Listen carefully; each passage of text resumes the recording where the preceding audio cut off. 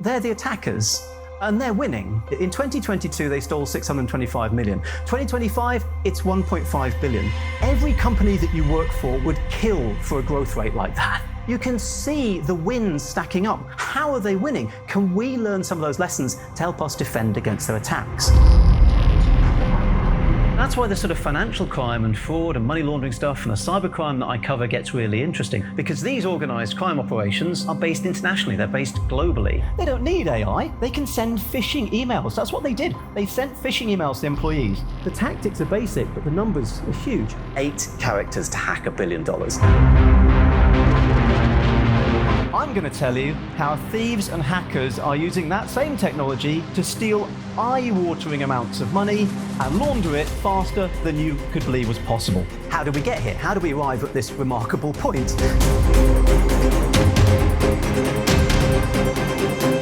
The trust networks that bind together these modern organized crime gangs are so intricate and way more vulnerable than you might actually think. How do you trust and work with people who, by their very nature as criminals, are completely untrustworthy?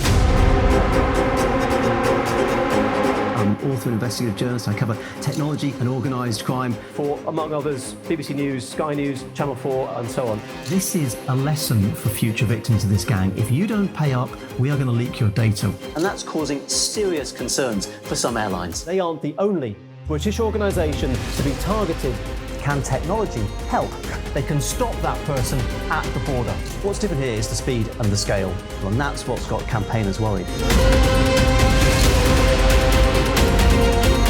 Yes, computer hackers are very, very good at breaking into places that they shouldn't be. Banks, cryptocurrency companies, insurance companies, and so on. But when they get their hands on the money, they're not necessarily so good at knowing what to do with it, because they can't do it alone. They have to have networks behind them.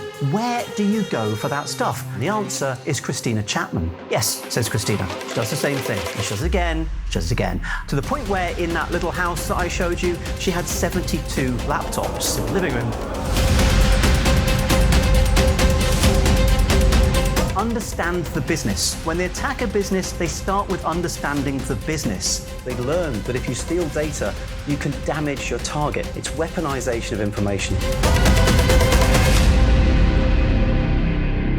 The modern face of organized crime is multiple networks working together in a non-hierarchical setup. That's how they're working, that's how they're winning. Can we learn from that as defenders?